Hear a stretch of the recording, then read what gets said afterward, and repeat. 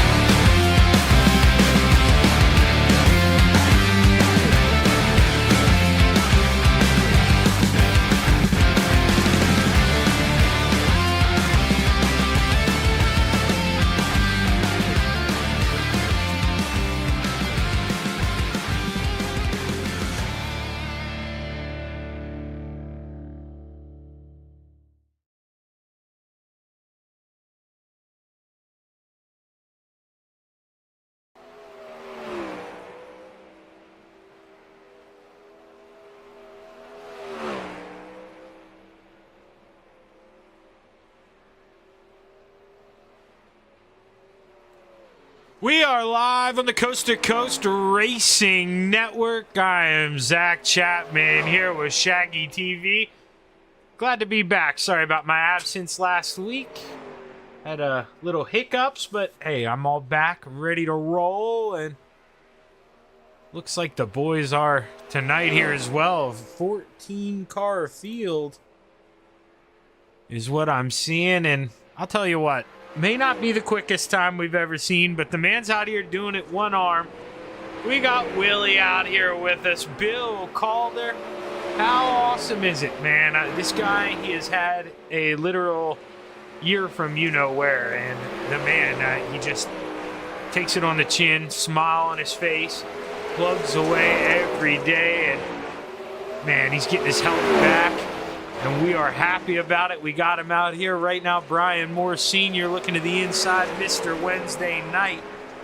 He's currently P2 in the timing charts. But, man, it's been a while since I've done this. I almost forgot to credit why we're here. Big shout out to Mauer Farm Management for picking up the dirt side of the sponsorship this season here for the Old Timers Tuesday. Well, we got a hidden sponsorship for the asphalt in the second part of the race. That's Masked Avenger Racing. I don't believe it's officially been announced who that is. And, well, if it has, they haven't given Shaggy the update. Is Andy Patton rolling around in that 87 machine? hunting down the 325 of Bill Calder. Might see a pass here through 3 and 4. Bill's going to slide up. And he's going to cut underneath in that Inferno Motorsports machine. He lifts out, lets Bill go back on by. Probably just, trying to just get Bill comfortable again, man. Going racing around him. Give him some pointers here and there. It's awesome to see that 325 back out here. Another salty dog. The 41 of Pat Boyce. If I'm being perfectly honest with you, Shaggy, I should have done much better homework there. I was dealing with a lot of headaches last week. I should have invested in who won the dirt side. I know my father won the asphalt race because any race that I broadcast, he can't win for some unknown reason. And as soon as he was done, he had to give me a call while I was laying there with an ice pack on my head. And he was able to plug it away in the asphalt. No idea who got it in the dirt. I do see the white flag waving. That's going to be the checkered flag. End of the session here. And on the dirt side of things, no qualifying. It's a random heat draw. So best of luck to you. And it looks like 75 here, Steve Bixler. He may want to go get a lottery ticket here this evening. But somebody on the opposite side of things here, rounding out the field, heat race number 1, inside of row 4, in that 161, the Desert Demon, Terry Landis. Outside of row number 3 in the 7, Bob DeGood. Into his inside, the 41 of the Librarian, Pat Boyce. Row number 2 to the outside in the 747, the Bassman, Roger Craig. Into his inside in the 888, Steve Maurer. Willie Bill Calder, welcome back. It's the outside of row number 1. And starting on the pole here, heat race number 1, the mayor, Steve Bixler.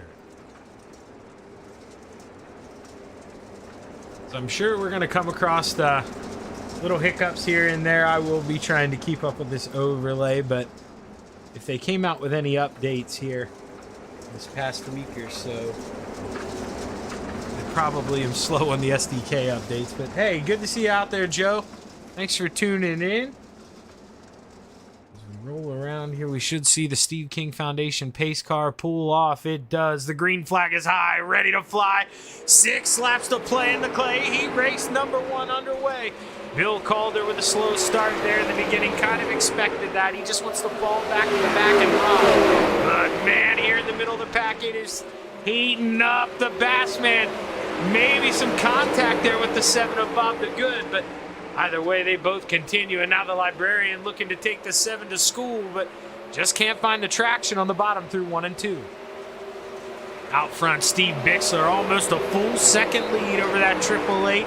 Steve Maurer looks up in that rearview mirror, and he's seeing the Bassman reel him in. Can Roger Craig move on up to P2 here? Still plenty of time as they come out of 4, cross flags in the air, 3 laps to go. Terry Landis coming up on the back of the 7 here. He's all over Bob DeGood. It's all about what kind of run you can get out of 2, and you see the 161 just a little loose on exit, not able to get up there and float with a pass. Meanwhile, the Bassman looks low in 3 and 4, couldn't find the grip off, and now they rotate. Terry Landis goes to the bottom in 1 and 2. Can't find anything down there. Do we see a big send? Slide job from the Desert Demon. Not able to get it in front. Has to back out of the throttle with the white flag in the air.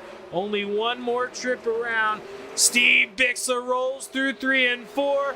A wounded car sits in the way, but oh man, big wreck there coming out of 4. Bob DeGood ends up holding on to P4, but the mayor wins heat race number 1, followed by Steve Maurer, Roger Craig, Bob DeGood, Terry Landis, Pat Boyce, and Bill Calder.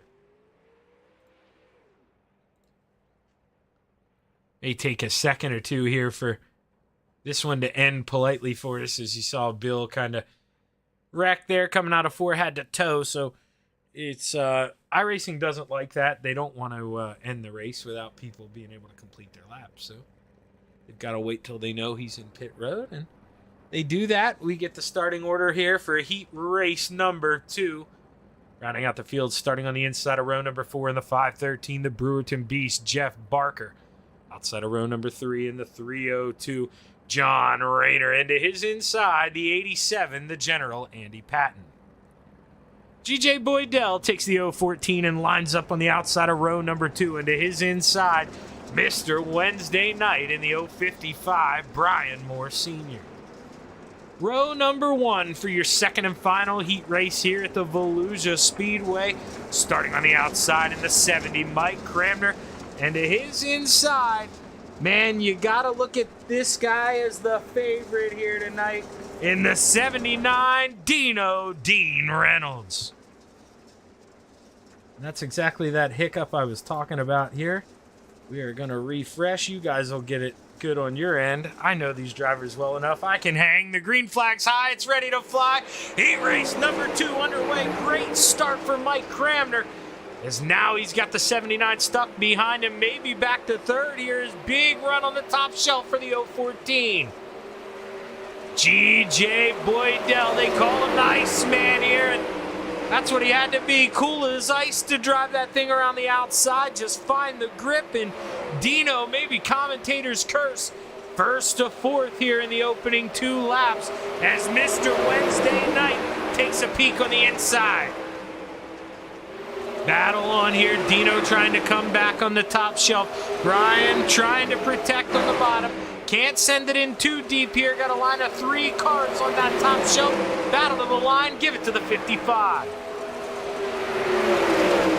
Dean trying to carry all that speed, but he's got 2 cars in front of him here, kind of stuck.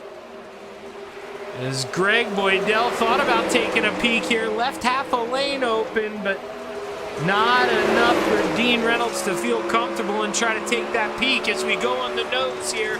Looking to take the white flag coming out of 3 and 4. Dino all over the back here as we're watching the top 3 battle hard. Who's it going to be as we go down the backstretch? White flag in the air. Final time through 3 and 4. Dean Reynolds puts it downstairs. Mike Cramner holds on for heat race number 2, followed by Greg Boydell, Dean Reynolds, Brian Moore Sr., Andy Patton, Jeff Barker, and John Rayner.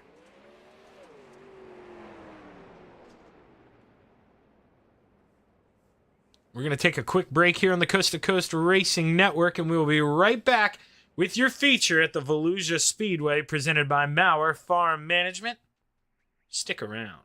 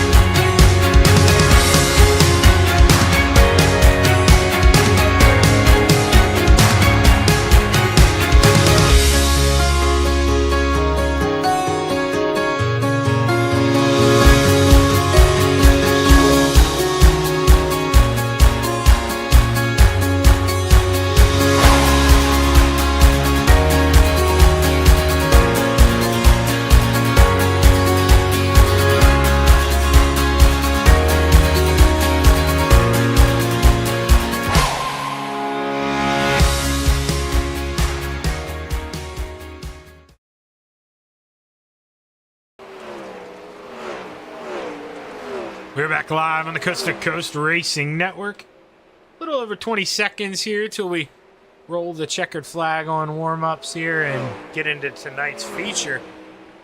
Gonna be another great race here on the Coast to Coast Racing Network, and right after this, we're gonna shuttle into Daytona in the Truck Series, so better pull those belts tight. That one's gonna get wild, especially on that final lap here as the checkered flag waves. And we see... Couldn't tell if that was the 325. Dino's the last one there under the... to cross the charity stripe. So I have the wrong window up. We're going to bring up the starting grid here.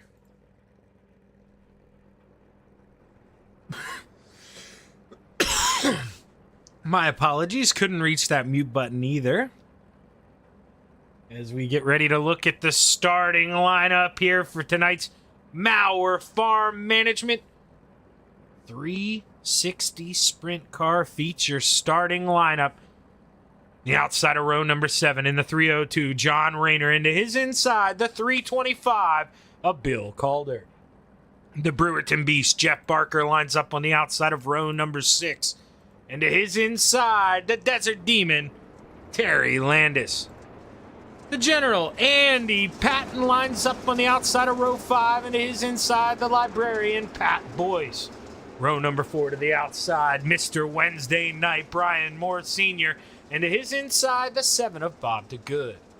Dean Reynolds, lines up to the outside of the Bassman, Roger Craig. They make up row number 3. Outside of row number 2 in the 014, G.J. Boydell. And to his inside, the 888 of Steve Mauer.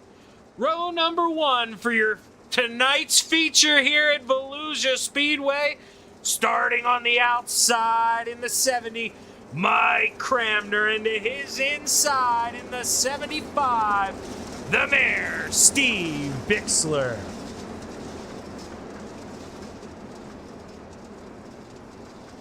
Man, oh man, I threw my dart early. I said the favorite here had to be that 79 of Dean Reynolds. I'm going to hold to that. I still think it's going to be Dino, but man, he's got his work cut out for him here tonight, doesn't he? The 75 of Steve Bixler. He's going to have that clean air out front, and man, he's going to look to use it. The Mayor has improved wonders in these sprint cars, and wouldn't be surprised to see him take home the checkered as the green flag is high, ready to fly. 25 laps to play in the clay of Volusia Speedway. We're underway.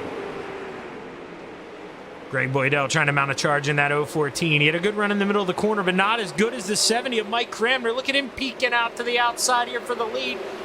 Steve Bixler trying to do his best to imitate his... Oh, big wreck here for Mr. Wednesday Night, Brian Moore Sr. Up and over in the wall. Caution flag waves. That started going into turn 1 here, the 55B. Let's see if we can get a view of this. The 888 of Steve Mauer just comes up, not realizing that Brian Moore Sr. is there, but boy, was he ever. And man, oh man, hard hitting the outside wall. Able to land on all fours, and that's important. Not going to lose a lap here. He'll be able to tow, get that quick repair in, and expect to see Mr. Wednesday Night back up towards the front before this thing is over.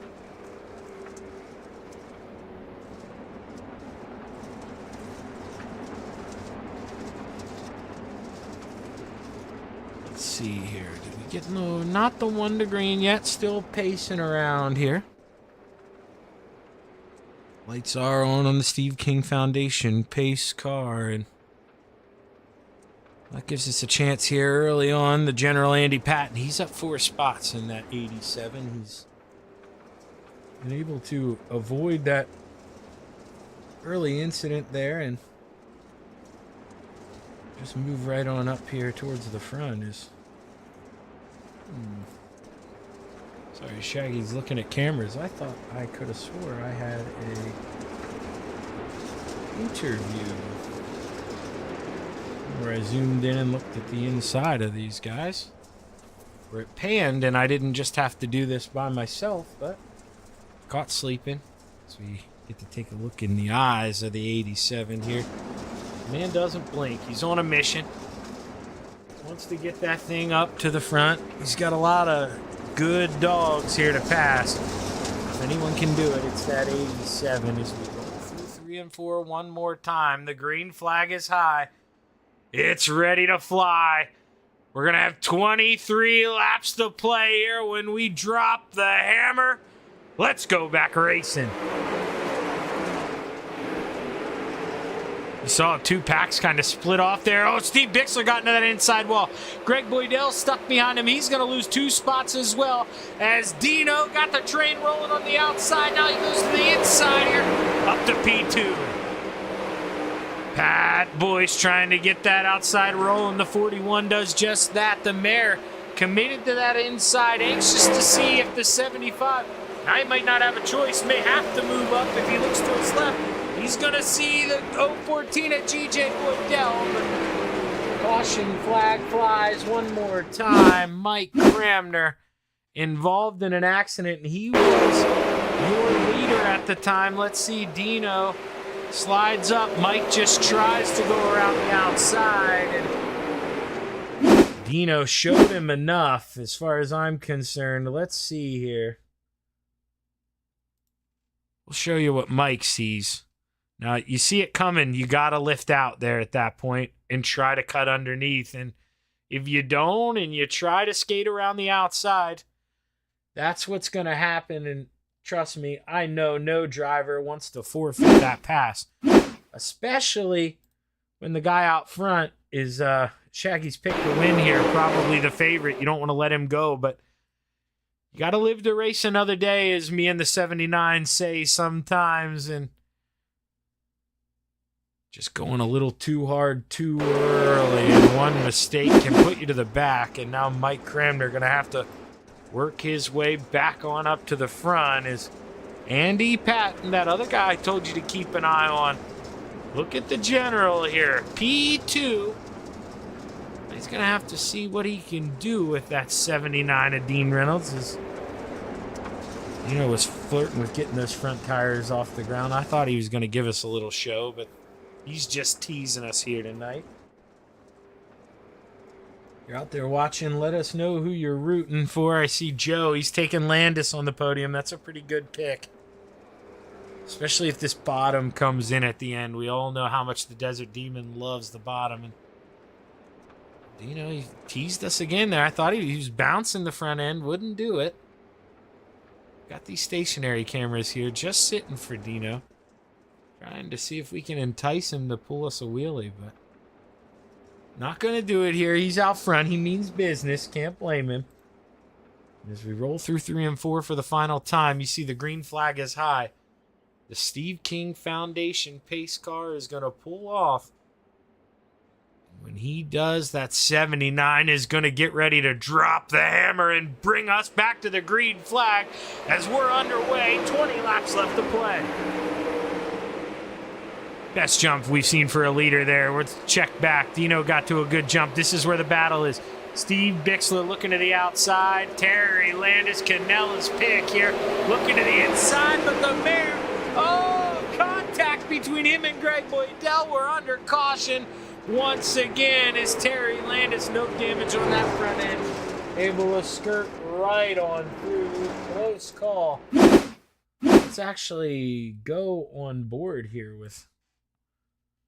That's not on board. This is on board. Let's see what Terry... He had a pretty good view of this. So it looks like... Okay, he didn't have as good a view as I originally thought. Let's see here.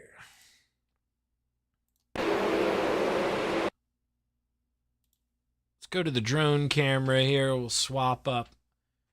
Now Stevie gets a big run. You can see he's over a car length back.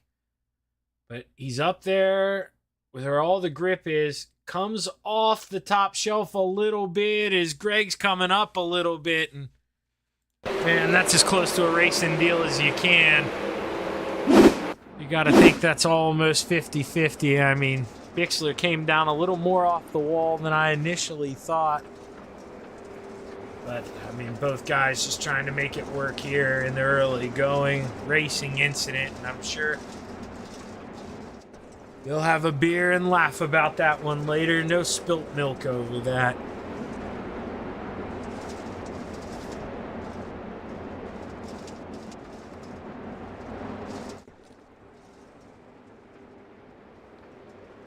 As we'll see here, do the lights go off, or if they don't, I'm going to do something I don't normally do here, and I'm going to pull the driver up for an interview in dirt. Okay, they're off. They got saved. I actually don't even know who I would have brought up. Who's down there tonight? Not everybody likes to hang out in the Discord. They like to stay as far away as they can from me being able to pull them up, and hey, I can't blame them.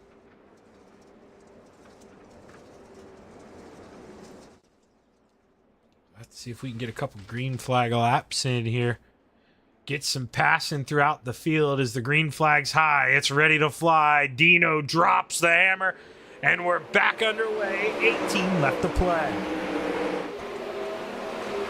Dino with a good run there on that top shelf. Terry Landis up there. He's normally downstairs, but his grip up there. The Desert Demon's trying to find it. And here's the Brewerton Beast.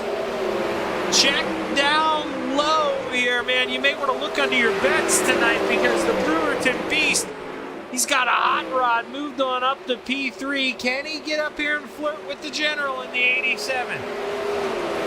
Almost side by side at the line. The 513's found something downstairs through 3 and 4. Not as good through 1 and 2 there. You see him slip up, but let's watch this drive off the bottom of 4. Can he take P2 at the line? Not just yet. Dino with a big smile on his face, looking up in that rearview mirror. Loves seeing those guys race hard. He wants to pull away, but he's not exactly doing that. Here comes the General. Cut that lead down to about 3.5 tenths through 3 and 4.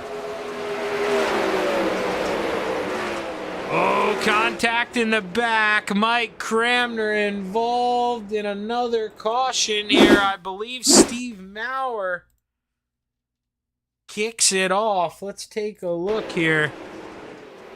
Contact between the 888 and the 302. Mike Cramner minding his own business.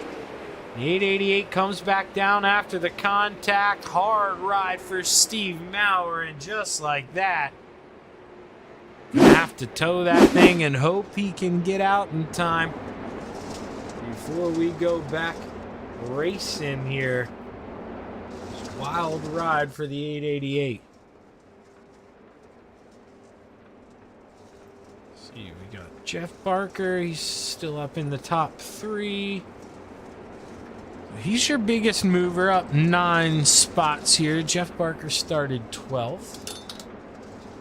As the overlay, you see it's changing for you. It's changing for me as well. So when it does that, it's telling me Bill Calder was the biggest mover for a moment. See him in the back. It's going to be Jeff Barker. Andy Patton up 8 spots. It's 1 spot up on the Brewerton Beast. Battle for the hard charger currently going to the 513. Have to see if either of those two can go up here and see if they can dance with the 79. Been in his own league out front, but they've stayed with him. We just haven't seen any attempts to really go back at him since he's got out front. Just a little over half, or no, 25 laps we do. So not even halfway yet. We're still going to see the track change. You're going to have to make sure you hit that perfect line at the end when it matters. Especially with these cautions. Keep tightening up the field. You got to make or break here as the Steve King Foundation pace car pulls off. The green flag is high. It's ready to fly. The 79 drops the hammer, and we're back underway. Look at Brian Moore Sr. That yellow jacket screaming on the outside. I told you keep an eye out on that 55. He'd make his way back towards the front. I call him Mr. Wednesday Night for a reason. Every Wednesday night he ends up on the podium. But battle for the lead up front. Look at this. You can put the top three under a blanket. The Brewerton Beast downstairs. Andy Patton to the high side. Jeff Barker trying to make that pass for P2 stick. Tightens up off of 4. I showed the blueprint, though, to the man behind him. Chocolate water in the 161. Here comes you, Terry Landis. Terry trying to flirt with getting up on the podium, and that was Joe Canella's pick. You cannot sleep on that guy when the bottom comes in. Gonna have to get aggressive here, though. He's got a quick race car. The bottom's not gonna stick around forever.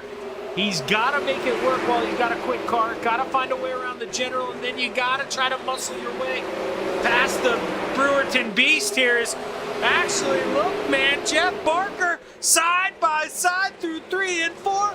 8 to go. Battle for the lead. Oh, Bill Calder, I believe he was sideways there on the front stretch. Maybe towed just in time. Scare alert, though, there for the 513. They all survived. He's got to be perfect. He looks up in the rearview mirror. He sees Terry Landis. And he's got a man hitting his marks on the outside in the 79. Terry Landis, he's got to move up to that top shelf. Try to find another way around Jeff Barker. Couldn't make it work that time through 3 and 4. And boy, oh boy, Brian Moore reeled him in as the caution flag flies with 6 laps to go.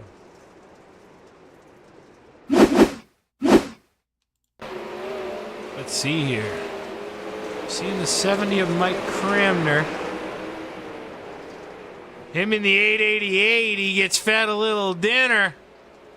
And boy, oh boy, ends up on the lid. Mike Cramner hard into the outside wall. Not a lot of time left. That may be all she wrote for the 70 of Mike Cramner.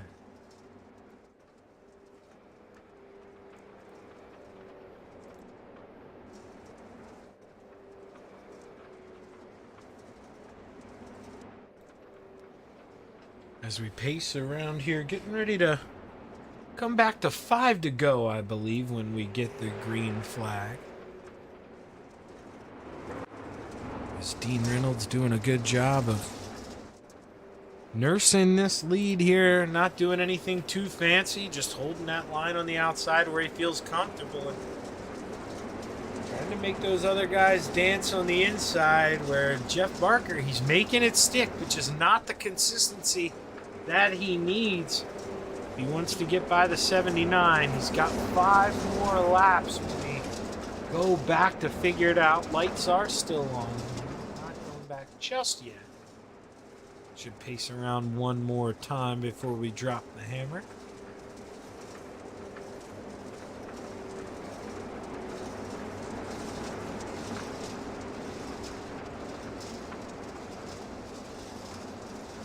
Lights are off on the Steve King Foundation pace car and the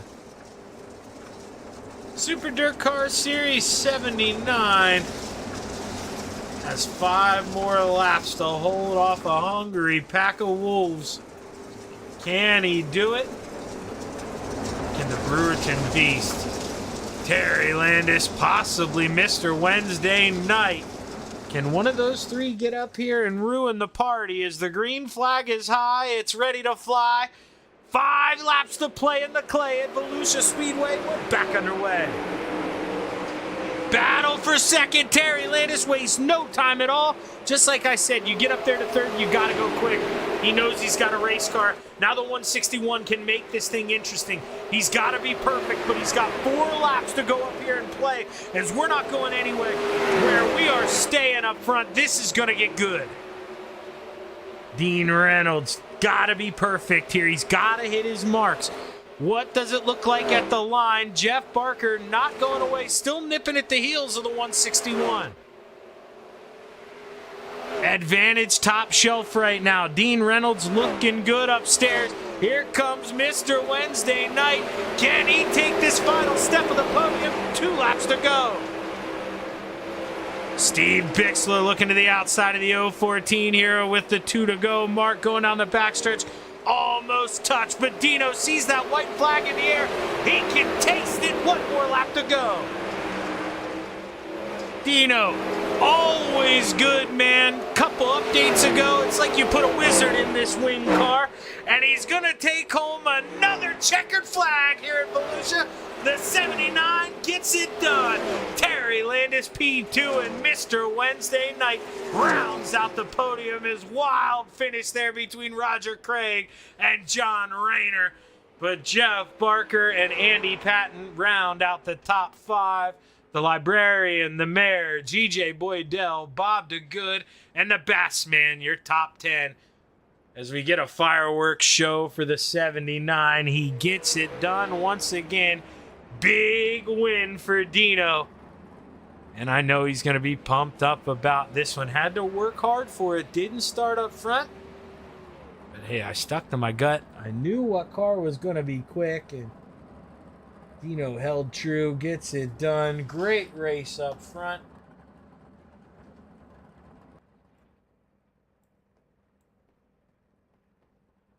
Let's see if we can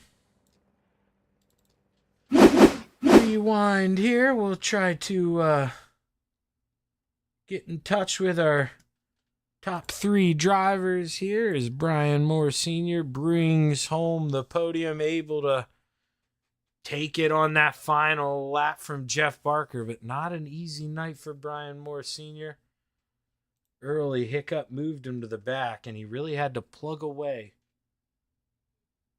to be able to finish on the podium. I see Terry Landis and Dean Reynolds in here. Let's see if we can find... I can move him up myself, actually. Hey, Brian, Shaggy in the booth, man. You got a copy? I got you, Shay. Well, I'll tell you what, Brian. I call you Mr. Wednesday Night for a reason. You're always finishing on the podium, but, man, normally it looks like they come to you a little easier than this. You had that hiccup early on, man. You had to drive your way through the field, but, boy, that Yellow Jacket, man, she was flying tonight. Oh, that was fun. Even with the hiccup early, coming from the back like that, that's always fun if you can do it. Yeah, I had that top, man. It was working. Felt good up there, and it was fast. Yeah, I mean, it seemed like other guys kind of committing to that middle or bottom, but you and Dino able to go up there right around the cushion, and, man, you really made it work. You think maybe another late race caution there when you're in third, you have a chance to win this thing? Oh, I don't know. Dino, he's hard to get by once he gets out front, and if he's cutting a good line on the top, it's really tough to get by him. And Landis, man, he's running that bottom really good. He's good at hitting them bottom lines, and I don't know if I'd have even got by him. Well, I mean, you're able to plug away here, Brian. That's what's awesome about you. You shake that off, you get back to the high side, you do what you're comfortable with, foot to the floor, drive that thing back up to P3. Great run tonight. Congratulations. Who you want to thank, man? Well, just thank you for coming back here and putting this broadcast on for us, and the sponsors. I don't know who they are tonight, but everybody involved in this stuff and the retreads. This is a fun group to run with. Yeah, man, it is. And you guys put on a great show. Good run, Brian. And hopefully I'm talking to you tomorrow night, my man. I hear you. Thank you very much, Shaggy. It's Brian Moore Sr., your P3 finisher. And now we bring up the man who came so close. Terry, every time you start talking, I'm going to pull you up here. That's what I do. That's the truth. I interrupt your conversations. And, well, man, not an easy race for you here. You didn't get the heat race finish you would have liked. Had to come from the back, but you're able to do that. And it just seemed like maybe by the time you got the P2, the bottom started to go away. Talk to us about it. Well, yeah. Track was really smooth and nice down low. Like, man, sorry for Jeff. I didn't hit him, but he bobbled a little too much. I think he overdrove it a little bit, and he just gave me the. Maybe I hit him on the way by him, but I know, sorry, Jeff, but you gave me the bottom, and I had to take it, and I was catching him, but then, like you said, it just went away. No, I mean, yeah, it's one of those. You took the words kind of right out of my mouth. I feel bad for Jeff, but if you go back and watch this, you did exactly what I said you had to do. You could tell you were hitting the bottom a little better than him. And man, when you got the P3, you had to go for it.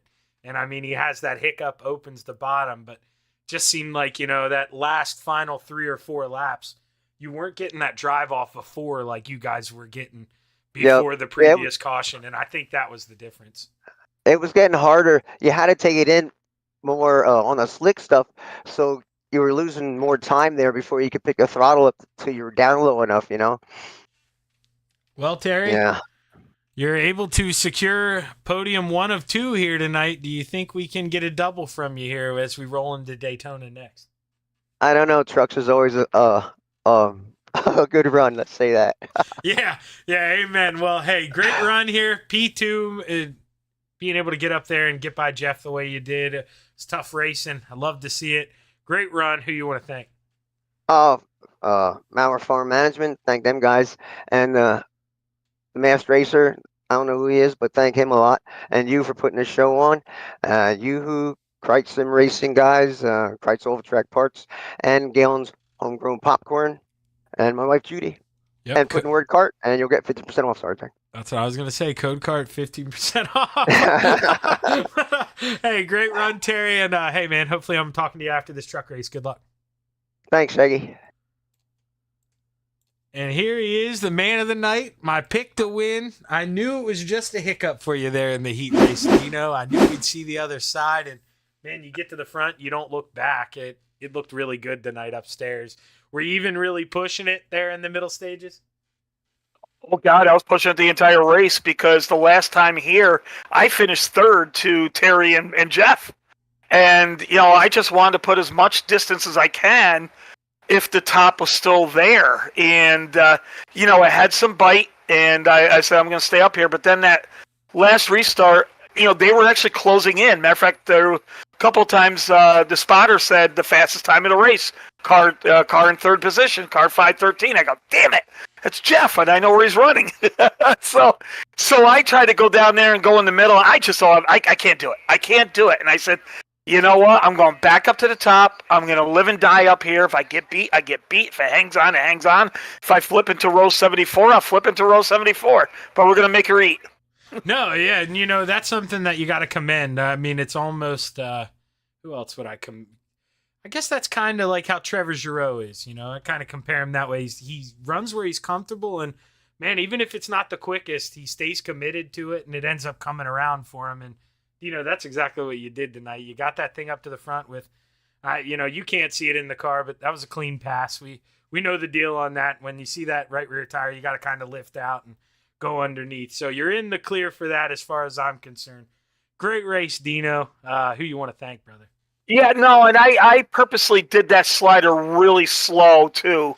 I was watching my mirror the whole way when I did that slider, and I wanted to come up slow to Mike to show him what I was going to do so he could see it.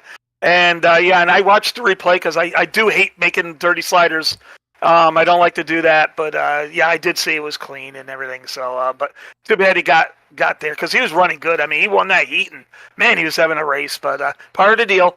But, Shaggy, first of all, good to see you back, man. I know you had a rough week, and glad you're healthy, and hopefully you're feeling good. And, I'm glad you're back. So that's really cool. So thank the guys for Full Throttle Motorsports, of course. I'm going to try. It's about the only championship I can try for. I think I'm only going to miss 1 week, and, I think there's 1 week to drop. So we're going to see if we can bring this trophy home and give it a shot and, just get my second coast-to-coast trophy. It'd be kind of nice. So, we got to see what we can do. But thanks, the guys, for Full Throttle Motorsports.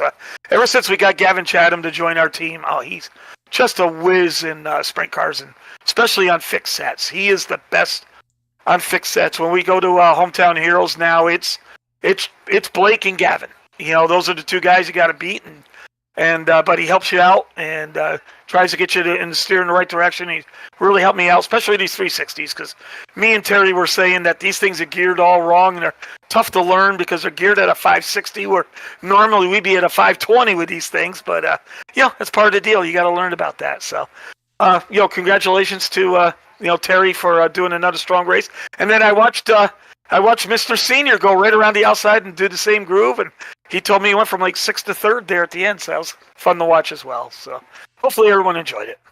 Yeah, man, I know I definitely did. You put on a good race. Congratulations, Dean. And, man, hopefully you can bring home that trophy this year. You know I'll be rooting for you. Well, we'll give it a shot, and I'll be remiss if I didn't say it was damn good to see Bill Calder in the field. Yeah. Yes. He told us, watch out, guys. I'm only driving with one hand, but God damn it, Bill, you're out there. And that was so cool to see. And hopefully this racing helps him heal up a lot quicker. Yeah, we all know how it is being around friends, man. They can always cheer you up and make you feel that much better. So hopefully that's what Bill's feeling. That's what we want him to feel. But, Dino, you bring home the checkered flag, man. Congratulations, and good luck tomorrow night. All right, Shaggy. Thanks a lot, man. Dean Reynolds, your winner here at Volusia Speedway. And with that, we take a quick break here on the Coast to Coast Racing Network, and we'll be right back in the Truck Series at Daytona Super Speedway. Stick around.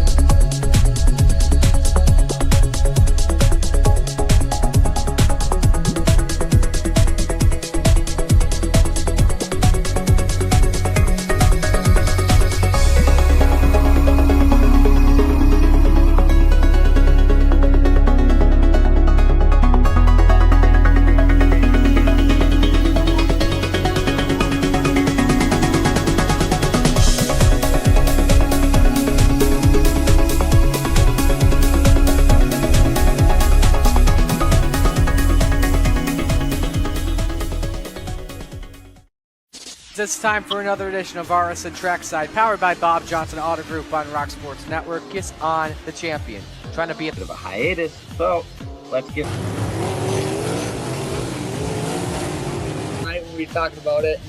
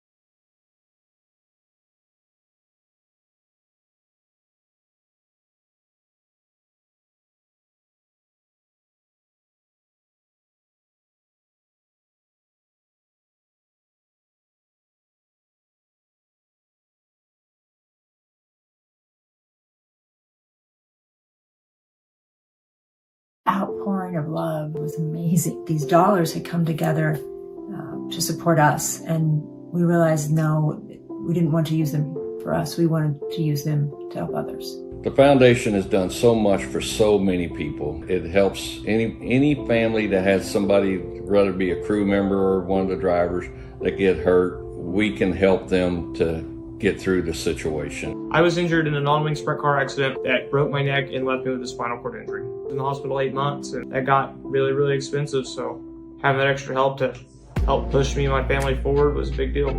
I was involved in a pretty gnarly sprint car crash. Found out my brain was swelling and bleeding. Pelvic bone was broken. I had 2 cracked vertebrae on my back, and I was in the ICU a little over a week. The Steve King Foundation reached out to my parents. We received a donation from them. Immediately, they started me on what's called neurofeedback, and insurance did not cover the neurofeedback appointments. So we received another donation from the Steve King Foundation. It really helped a lot, and I just want to say thank you. Thank you from the bottom of my heart to the Steve King Foundation for everything that they have done for me. This last Sunday, I got to turn laps in my modified here. That was my first laps back in a race car since the accident, and I truly believe that if it wasn't for the Steve King Foundation, I wouldn't be able to do that or be where I'm at today. Yes, Steve's death is the reason the foundation exists, but it's Steve's life, and it's the lives of racers everywhere, is the reason we're able to do the work we do.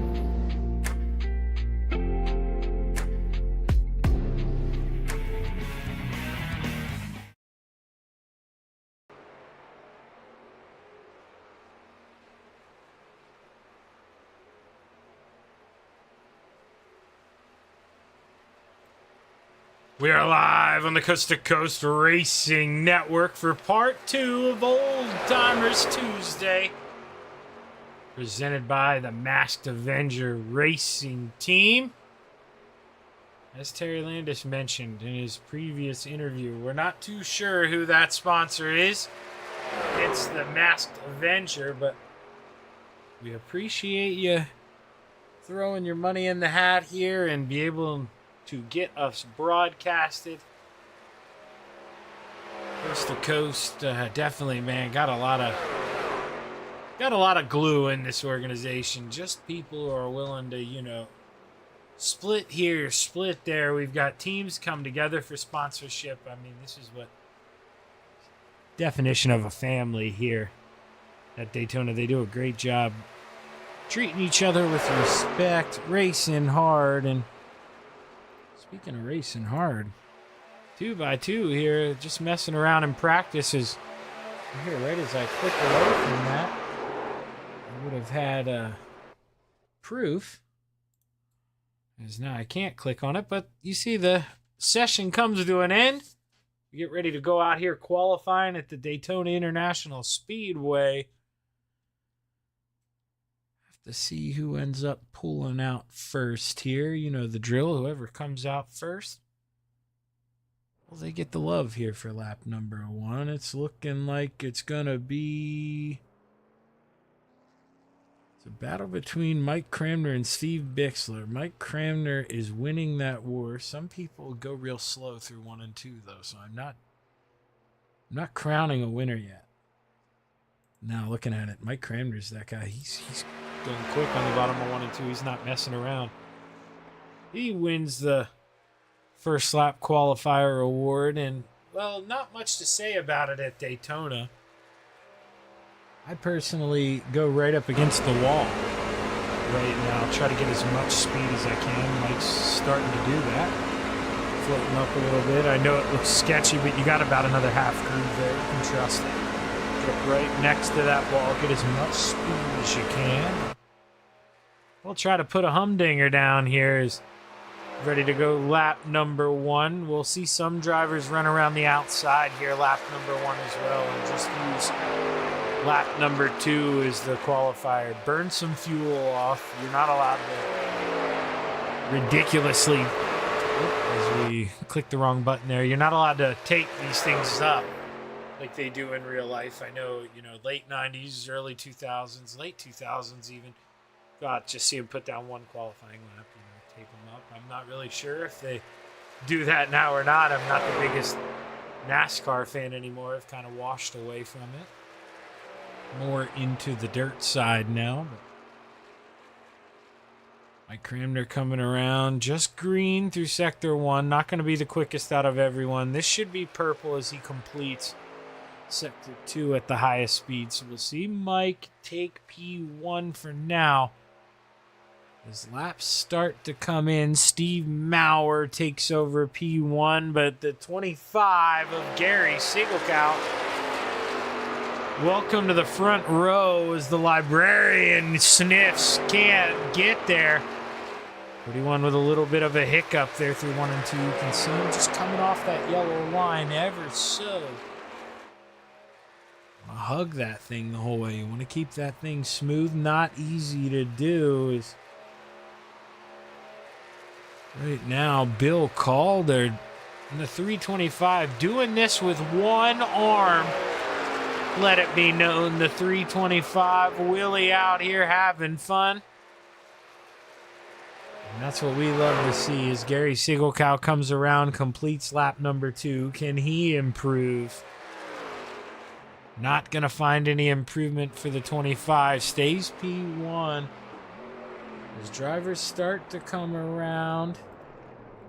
Tim Chapman in the 37 coming around here. Lap number 2. You see green at the bottom of the screen. That's quicker for him. Quicker Sector 1 and 2. What's the time sheet look like for the 37? Not a big improvement. Going to stay P14 as Greg Boydell on his opening lap moves up to P3, and you see the purple on the bottom. Quickest out of anyone through Sector 1. What does the 014 have here as we come across the strike, slower through Sector 2? Greg Boydell gonna stay P3. And just like that, all 15 trucks have qualified, and we'll get ready for tonight's 25 or 40 lap main event here. Oh, okay, I believe my dad told me about this. I didn't get the verification, but I believe it's 40 laps now. Wait, what is 40 laps now, as you see? But the kicker, caution laps count now, I believe. We'll have to see here as we roll on through, but I'm almost certain that's the deal here as we take a look at the inside of row number 8, all by himself, rounding out the field in the 131, Stu Wright. Outside of row number 7 in the 37, Tim Chapman into his inside in the 531, Armando Melgoza. Row number 6 to the outside in the 325, Willie Bill Calder. And to his inside, the 302 of John Rayner. The Bassman, Roger Craig, takes the 747, and he lines up on the outside of the 161 of the Desert Demon, Terry Landis. They're row number 5, just ahead of them to the outside of row number 4 in the 888, excuse me, Steve Maurer. To his inside, the 70 of Mike Cramner. Outside of row number 3, the 03 of Roland Olson. Into his inside, the mayor, Steve Bixler. The general, Andy Patton, takes the 87 and lines up on the outside of row number 2. Into his inside, the 014 of G.J. Boydell. Row number 1 for tonight's main event. 40 laps at the Daytona Speedway. To the outside in the 41, the librarian Pat Boyce.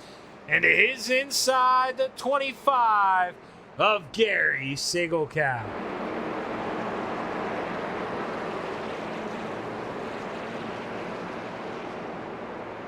Once again, huge shout out to all the sponsors here this evening on the Coast to Coast Racing Network. Maurer Farm Management, Masked Avenger Racing. Couldn't do it without you guys. And well, just like that, the field's set. 40 laps to play.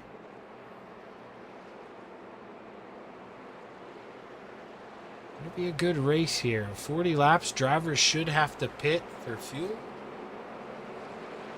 So Also another element that they don't always have. Sometimes we've had fuel stops after caution-filled races, but it's not a necessarily thing that they're used to doing, so drivers had to practice pit stops this week to make sure they were set and ready to go.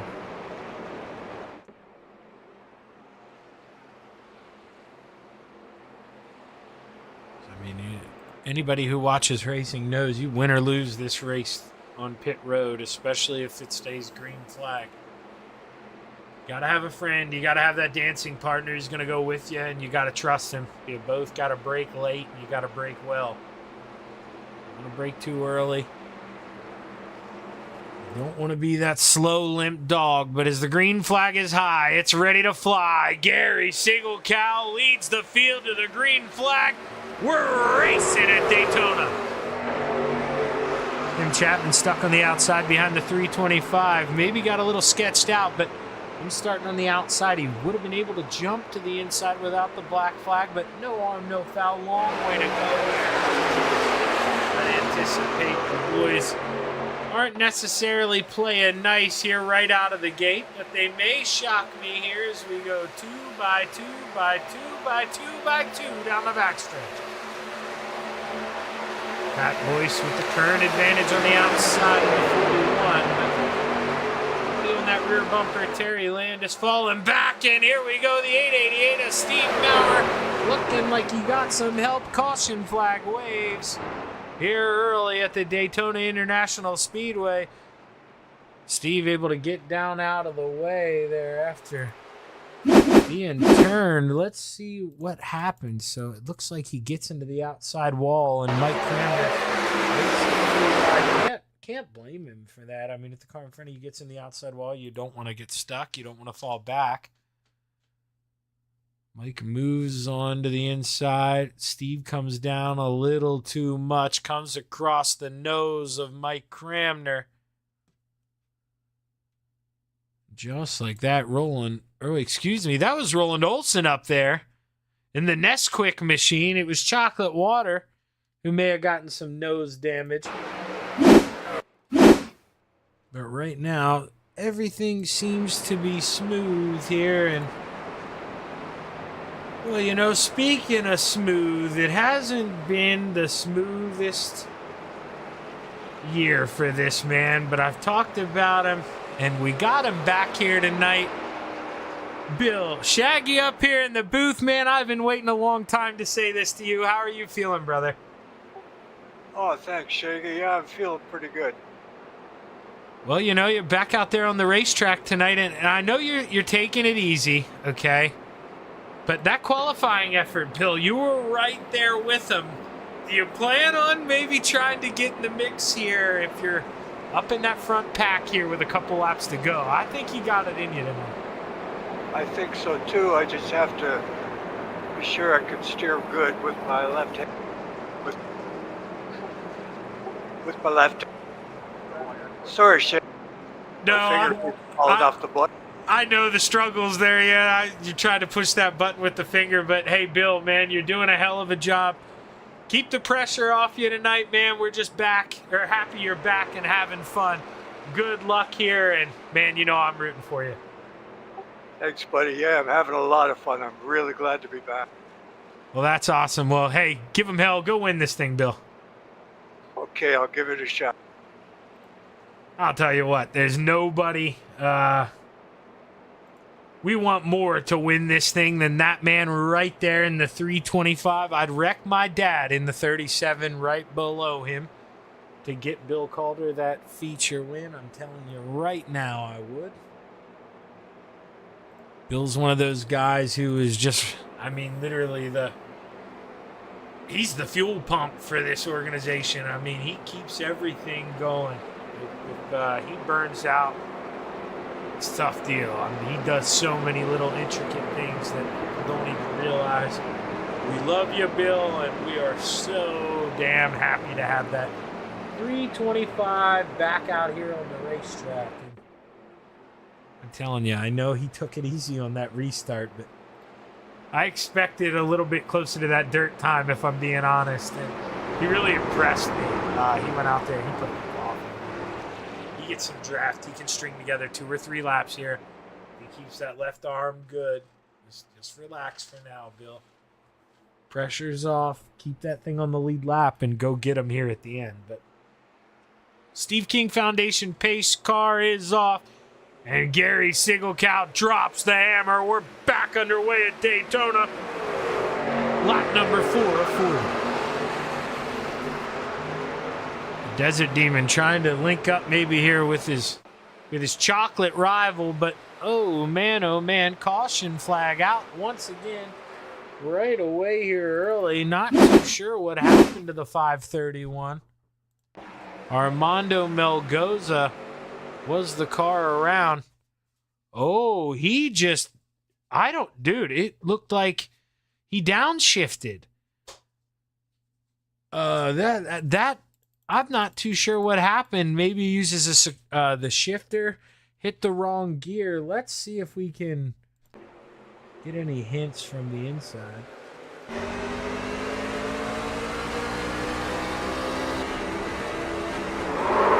Yeah, you can hear it. It just hung up. And then I guess it drops back down. Not too sure what happened to Armando, but that is a tough break. And now I'm not sure if it blew up on him there, if he was trying to get it back in gear. But the 531 Armando Melgoza, just like that, caution number 2 is we pace around here in the early stages at Daytona. Let's see here. Let's plug away. Terry's a guy who, no offense, I know he's not going to wreck anyone here as he's coming up. I can buzz in his ear and we'll be totally fine with it. Terry, what's the deal? I forgot now caution laps are counting. How long can we go on a tank of fuel? I didn't do my homework. It was 15 laps.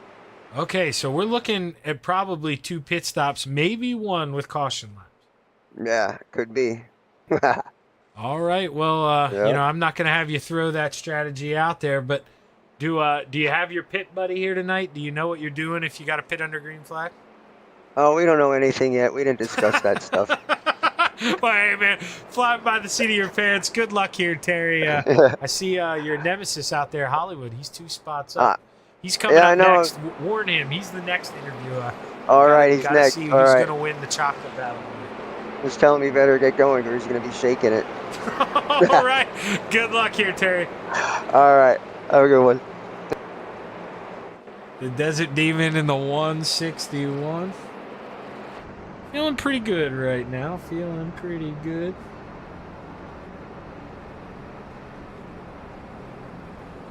Looks pretty good out front, too. That Yoo-hoo machine. Yeah, hopefully he's the one not getting shook tonight. He's asking for it right on the side. Got the real chocolate milk. I mean, you can see he's got milk under it. Terry really should be required to put water. That blue should be identified as water. It's not chocolate milk. It's a powdered drink. I just don't know if I can get on board, with that type of thing. But hey, it is what it is. Sorry, I was speechless there. I was trying to view. I can't view it now because it may not be pleasant, but our boy Connor Ross is at the Chili Bowl, and he's sending some videos. He is having a fun time. That is somewhere Shaggy needs to get before it is all said and done in his life. Hopefully I got a way long time. Hopefully I got about 60 more attempts on the calendar to go to that. But man, I definitely would love to go see the Chili Bowl. Would love to go to Eldora. Man, what's another? Knoxville, of course. I keep teasing you guys with the Nationals. But man, oh man, now, I missed last week. Not the crazy until Shaggy's got some health stuff, so the money may be tight this year. There's probably not going to be much of a chance to do that this year. But hey, we'll see. He may end up I'm that lucky scratcher. Who knows? I mean, you got to buy them to win. That's for sure. Haven't bought one in 6 or 7 years, but you never know. You may get that tangle one time going into the grocery store.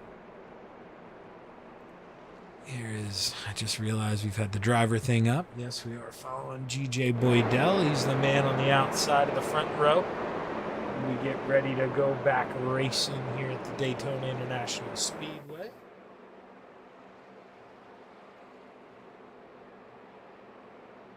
Make sure you hit that like button, hit that subscribe button. Don't miss a show here. We'll be back tomorrow with the Hometown Heroes divisions.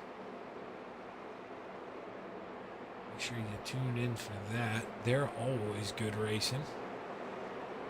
I should have done a better job, but I believe, I do have the schedule up here. Let's see where they're at tomorrow. Accuse it still. I was pretty sure we were staying there. It seemed like a pretty good racetrack. It's been on good racing.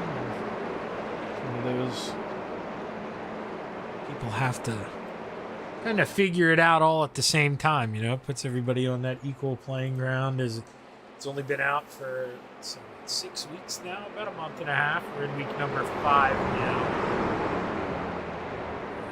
Before we started, we had that off week, so I believe, it came in that off week. So drivers have definitely had over a month now to prepare for it, and it's been a great racetrack. And the races that I've been a part of here is we go up to the green flag, you see it high, it's ready to fly. Lap number 8 out of 40, we're back underway. Plenty of time here to mix it up. Drivers just need to pace themselves here. Behave in these early stages.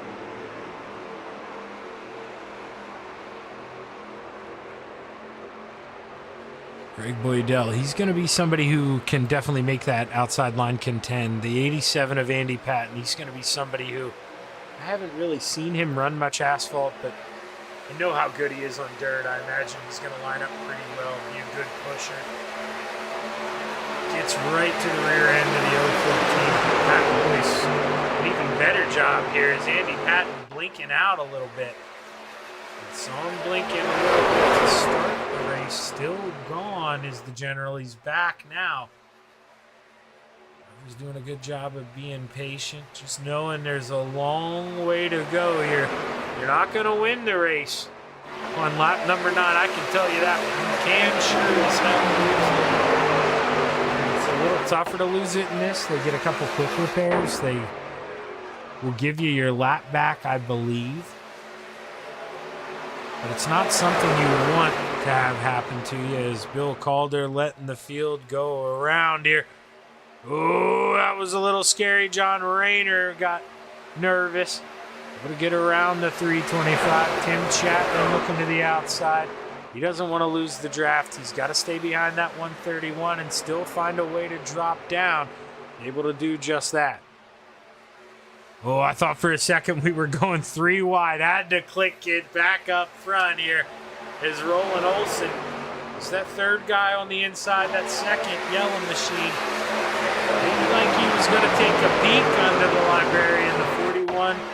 Swerving around a little bit with 161 at Terry Landis. He swerved up towards the wall, just caught it before making contact. That could have been a close call. You watch him barrel down the backstretch. 2 rows here. That's what you got to be. You got to hold your own. You got to be willing to drive it in there if you're up top. And Steve Bixler, man, he did just that. Almost got to the outside wall. Had to feather out of the throttle a bit. And that left a little... He broke the link in that chain. Does the 70 try to go up there and fill it? Gonna stay down low for now. Mike Cramner, a guy... as well, if he can get to the outside, he can push, man. That 70, damn good asphalt racer, and they mess around and let him get towards the front. He may not let you back around. Don't necessarily want to be that guy out front either. That's something I haven't had to talk about with these guys, but it's something we're going to see play into tonight, especially if Gary Siegelkow stays out front like this. He's going to pit 2 laps earlier than everyone else. Same with Greg Boydell. If he's leading that outside line the whole time. if you don't show some patience and swap that lead and you think, hey, this is my party, I do what I want, well, you're going to pit all by yourself. You're going to pay for it. Keep traffic. You can't run around out here by yourself. You're going to be in big trouble as Bill Calder ducks down to the inside. Going to get back up, though. Man, that was a close call. I think right now Tim and Steve Maurer are just trying to hold on to the tail end of the lead lap and maybe sense the calm before the storm. Drivers dicing around side by side going down the backstretch on lap number 12.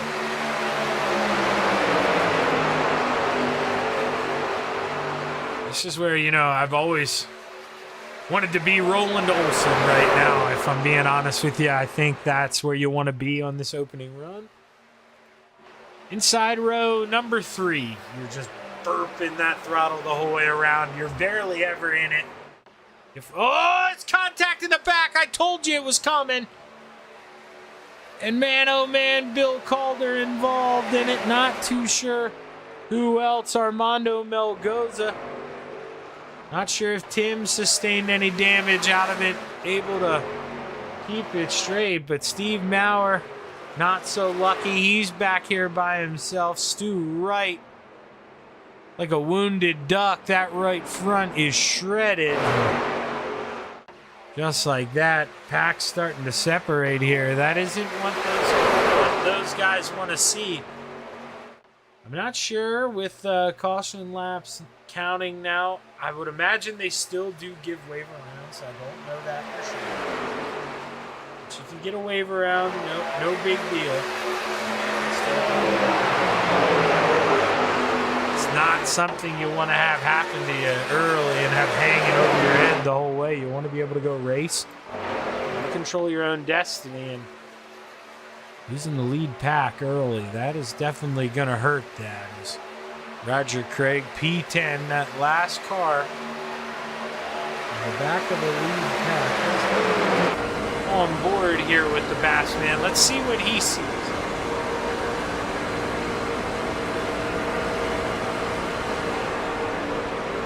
You can hear him just having to calm the baby down there. Has to lift off and just let it purr. You don't want to have that thing roar right now. It's okay to be a kitten. Saving gas. Just letting that thing around. You got to play the long game. And I say this is going to be something that I'm not being hard on Gary. I know he listens to these broadcasts. He's going to go back and listen to it. I'm doing this to teach that guy. He's kind of in the boat with the 37 here, Tim Chapman. You don't really have that dedicated partner.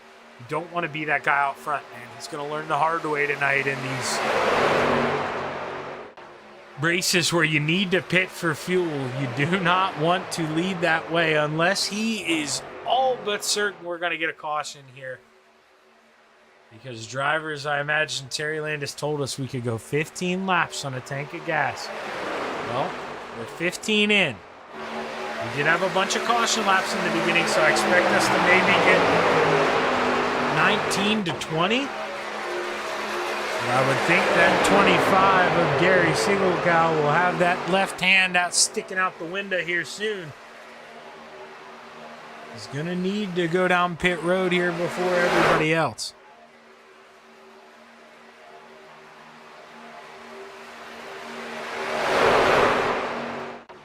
You can see that second pack, how far they are behind Tim Chapman, 8 seconds. Just with losing that draft, I mean, look, there they come. You just can't do it, and that's why I'm saying Gary Sigelkow, you do not want to be that man holding the torch way. Save those legs. Leave a little fuel in it. Let somebody else do the leg work out front. That's why you're seeing Hollywood. Just pace that Nesquik machine. I'm so envious of the way he's driving right now. He is definitely the top dog, and if I had to pick somebody right now, it's looking like he's putting himself in the best chance to win. Long way to go, though, still. 24 laps to go, not even halfway. Week number 5 here in the Old Timers Tuesday, and Roland Olsen would love nothing more than to walk out of here with a win. Here we go. Oh, here we go. So we're getting some guys coming down pit road.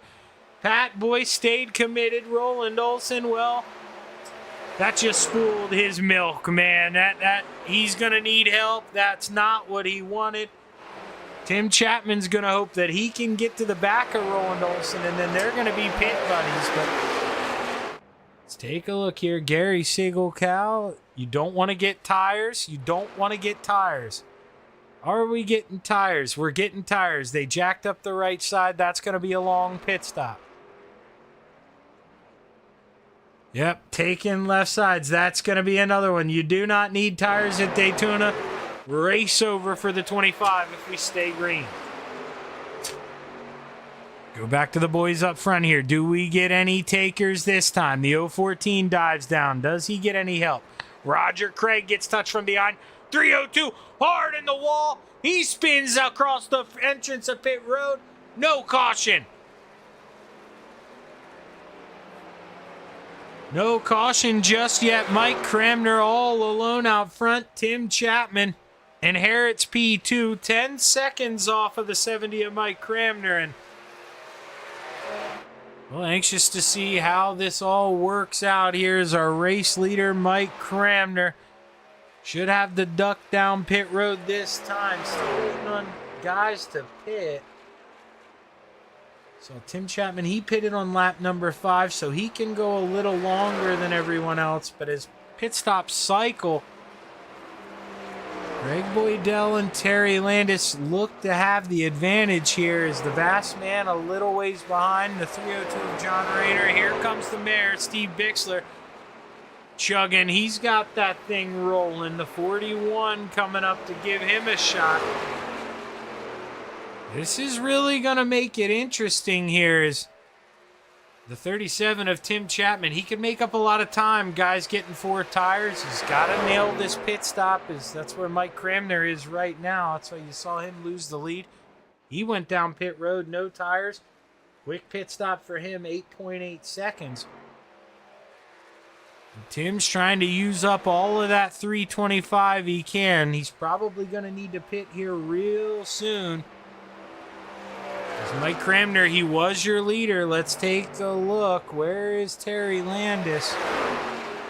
And Greg Boydell coming. Are they going to be able to get to the 70 of Mike Cramner? They should. It may take a lap or two, but they're definitely going to be able to get there. As Tim Chapman stays out, he's still got some fuel left.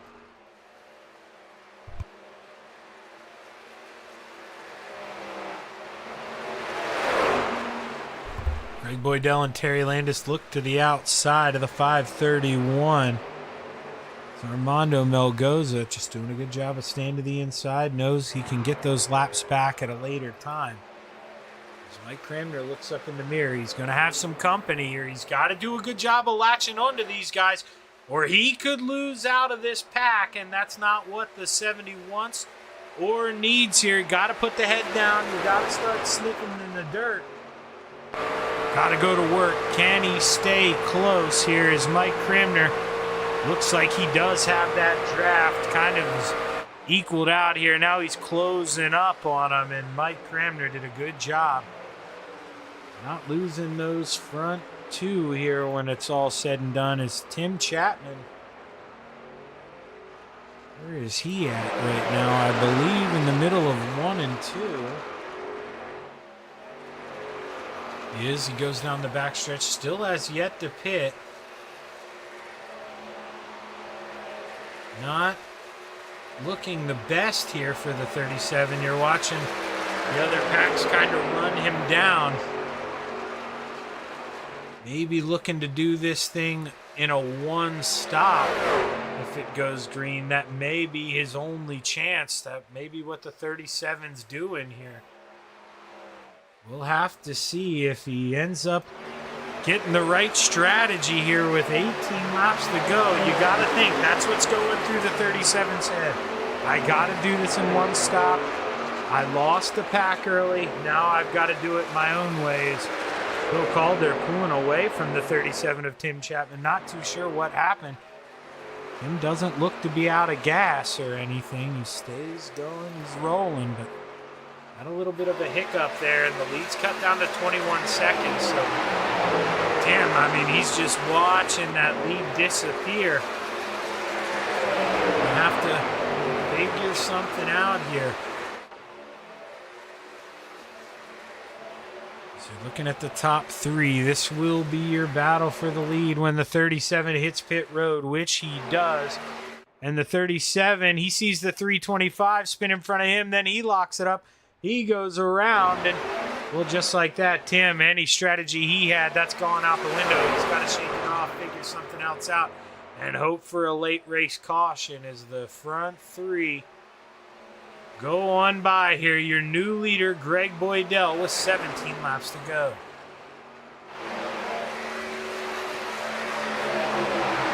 Let's find here, Pat Boyce. This is your second pack. They're about 6.5 seconds away on third place. And right now, Andy Patton not doing any of the boys' favors, going down sucking off side draft on the top.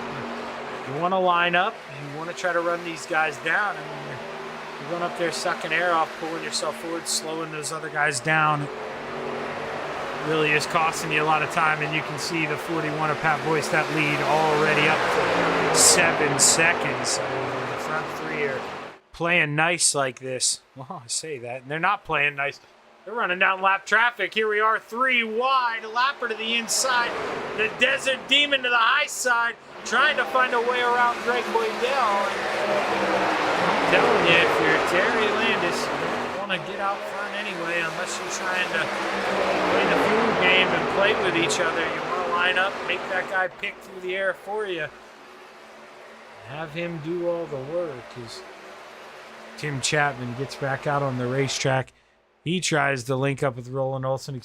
Roland actually diving down pit road. Tim, 30 seconds back. So big gap for the 37. You got to think one mistake early kind of put a fork in his night.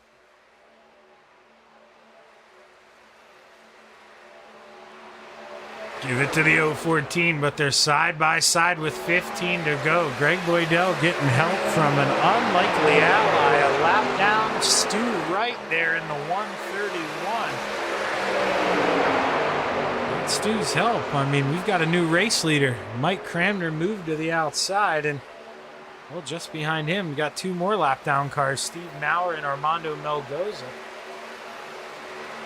Desert Demon thought about going down and shutting the door. Doesn't want to leave the 70 hanging just yet. You may need an ally here in the later stages. And Stu Wright trying to make one of those here. Knows he can't win in this spot, but hey, maybe if I help somebody win, maybe they return the favor in the next couple weeks. And probably the outlook he's trying to have in that 131.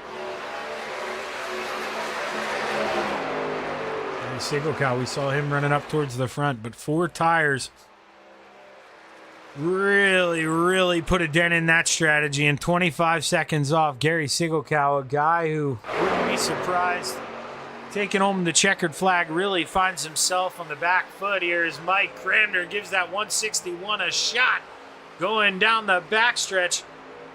Can't carry that momentum to look to the outside of the 014 as well, though, and tightens up on the entrance, gets off the rear end of the 161, and just like that, they got to go back to work on the top shelf. But I think Terry Landis is going to have it at the line. It's going to be close. Give it to the Desert Demon, 13 to go. Those guys are going to have to pit again, and it's going to have to see how well they can do it. Did they remember to click the tires off? Did you add enough fuel? Did you add enough in case we go for a green-white checkered? All these thoughts should be going through these drivers' heads as we roll around here at Daytona. The clock's ticking. Not much sand left in the hourglass. Oh, caution flag waves. Caution flag at Daytona. And just like that, let's see here. So we're seeing Bill. He's got some damage here. I imagine this already happened. Maybe a late caution. Yeah, so it just flew a little late. iRacing didn't give it. Had to throw it out. Bill probably needed to pit. Didn't realize Roger was there. Hard into the outside wall. Andy Patton involved. But, man, you know, this really throws strategy out the window. I'd think everybody can probably make it from here on out. Let's see. Who can we find? And I don't want to... All right, so we're going to pull up Mike Cramner, but we're going to do this in a nice fashion because these guys are probably getting ready to make pit stops, I think. Going to let them do that, and then we'll talk to them. See what it's like. What the thoughts are like going through their heads here. See drivers getting back on the lead lap. Hollywood coming around. He's just got to go around that pace car if he wants to get back on the lead lap, and they'll wave his black for him. Let's see here. So as we go down pit lane, who wins the race off? Terry Landis leads us down pit road. First in that stall. Doesn't look like anybody overshot it. Pat Boyce slowing down a little early. Rather safe than sorry. Mike Cramner. Look at that. The asphalt racer. He wins the race off pit road, and you got to think he's got enough gas in that thing now to bring it home. Tim Chapman, no, he's not pitting. Does he think he's got enough gas to bring it home? Oh, as he drives down on the inside, he's probably trying to save fuel, but you got guys coming out of pit road. You got to be careful. You have to see. He's probably banking on another caution. And no green and white checkers. But I like the spot this man's sitting in right here. He's got a full tank of fuel. Mike Cramner, Shaggy in the booth, man. You got a copy? Yes, sir. I got you. Well, man, it seems like every time I do these things, I'm talking to you with 10 to go, and, man, you find yourself in a spot to get it done. It's looking like the 37 up there in front of you is trying to save some fuel. You definitely got enough left here to go the rest of the way now after that pit stop, right? Yeah, 10-4, I got it. So we'll see what he does. Been a pretty good, clean race so far. So some good draft, and we'll see what we do here towards the end. Yeah, you know, I wanted to touch on that. You know, you three out front, you kind of got the dream scenario. 33% chance of winning that thing. What's it like when you see that caution flag fly? I mean, what are you feeling in the car? Well, I was glad to see the last one so I could get some fuel. So I don't want to see any more from here on out. But hopefully we can finish this thing out on green. Well, hey, Mike, give him hell, man. Hopefully we're talking to you at the end of this thing. Good luck. Thank you, Shaggy. It's Mike Cramner currently running P2. Oh, Bill Calder gets into the back of the 161 there. We might have to extend this.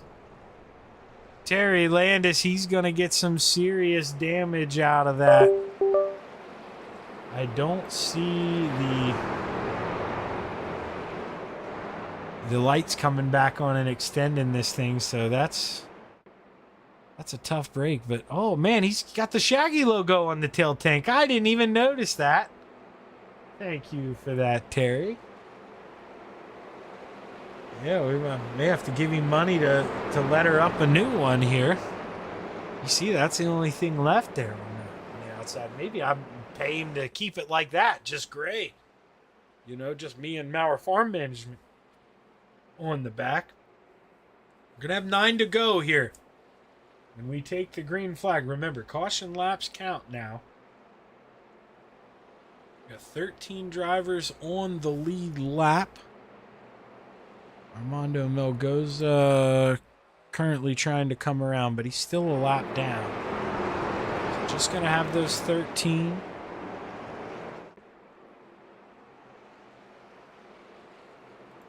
As we roll through 3 and 4. Drivers get set to go one more time here at the Daytona Speedway. Can the 37 burp that thing enough to have enough gas to bring it home? I wouldn't want to be out of that car out front and try it, but hey man, he's going for it, trying to go back to back. The green flag is high. It's ready to fly. 9 laps to go at Daytona.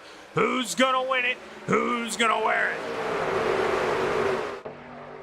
Oh, Mike Cramner and Terry Landis. They're getting the elbows out here to start this restart. And Terry Landis, he is feeling, I guarantee you, he's feeling that wounded race car. That thing is not going to be a good pusher. Tim's going to feel it too. He's going to need somebody else to get to that rear end and help him. Where the librarian and that 70 machine are going to take those boys to school. What's it going to look like here as we go into 3 and 4 side by side? Terry Landis just can't get up to that tail tank. And Tim Chapman, he's going to watch that 70 come down.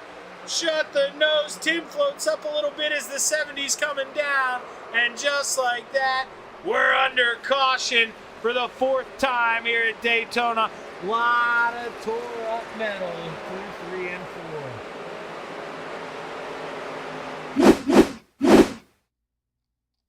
We saw a pretty good view of that live, I thought. Just not clear. Tries to come down. Let's see here. Can I get to the Chapman Racing drone camera? Yes, I can. You see Mike coming down, not clear. Tim floats up a little bit too, probably in a little bit of a panic. And just nothing you can do that quick. Wreck at the front of the field. Hurts a lot of race cars, and I can tell you one it didn't hurt. He may be spinning there. Oh, no, he wasn't spinning. Even he hung on to it. My God, Terry Landis, what a wheelman this guy is in the 161. We were just at Volusia. He didn't get the memo. We left. Look at him dirt track this thing along the bottom.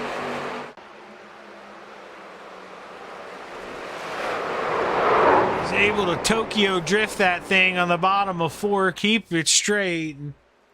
We'll have to see here. Does the Desert Demon, does he take advantage of this caution and go down and pit?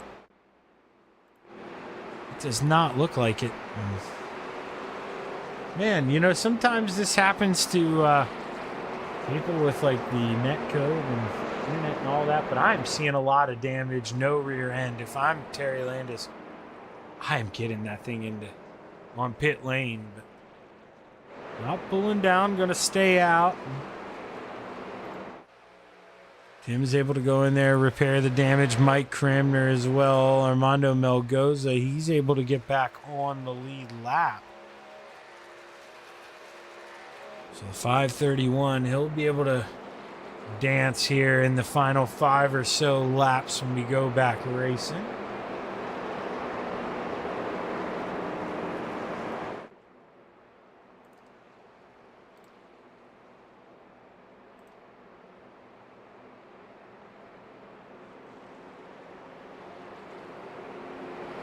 Pat Boyce, your leader, the librarian. Got a lot of salty dogs behind him there. 4 of the top 5 are salty dogs. Pat Boyce, Steve Bixler, John Rayner, and Steve Maurer. And Roger Craig get up there with the rest of his dogs and get in the pound, or is he going to stay on the outside of the top 5? I expect that blue truck there at the top of your screen to be up in the fight before this thing's over. So we've seen him get a win this season that way, able to nurse it around, just hang out in the back. The right stuff happened, and to see if he's due for another one. We're gonna have 6 to go this time by. The lights should come off, so we'll drop the hammer with 5 laps to go. That'll put us in that green-white checkered territory if we'd have another caution. So drivers running out of attempts here to go get this thing.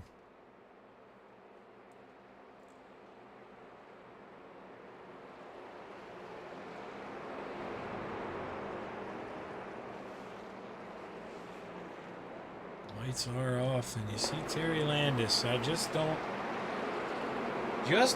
know. I mean, maybe you obviously can't see the back. But man, Bill Calder got into him pretty hard, so much so that Bill just off. Probably felt a little guilty, towed that thing, and called it a night. But Terry Landis is staying out there.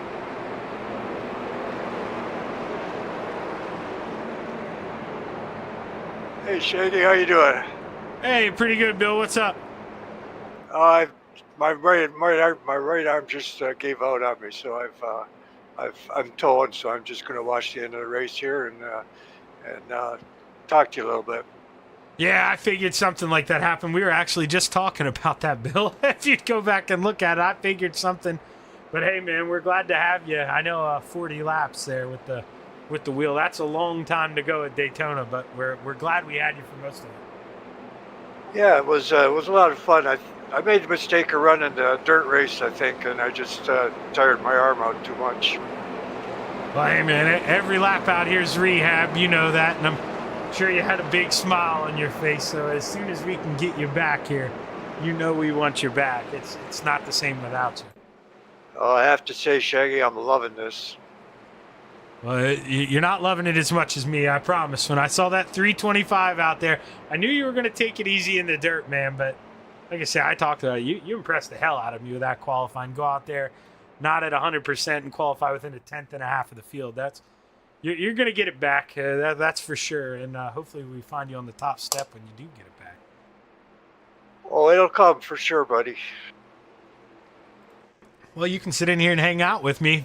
Green flag high, ready to fly. 5 laps to go.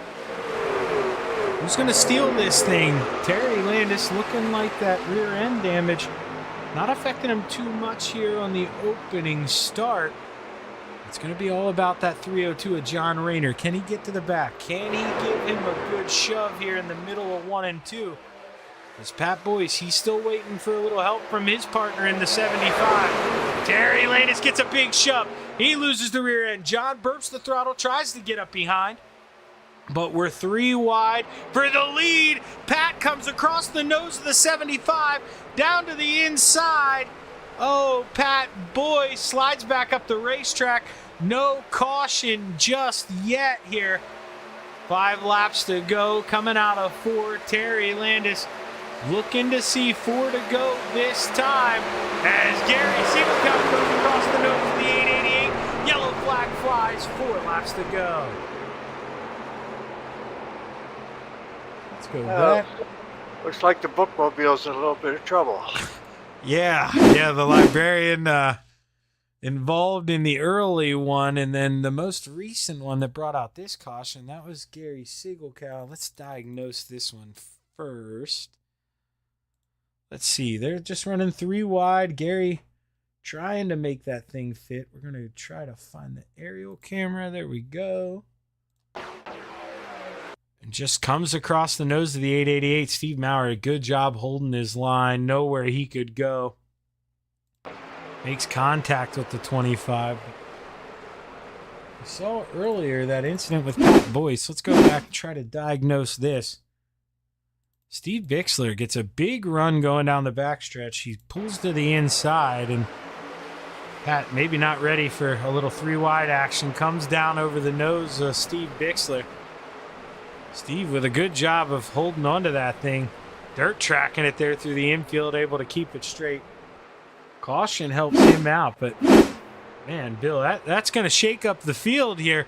We're going to have a green-white checkered. You know as well as I do, man, anything can happen now. Oh, absolutely, absolutely. This is exciting. And now, well, you got to think.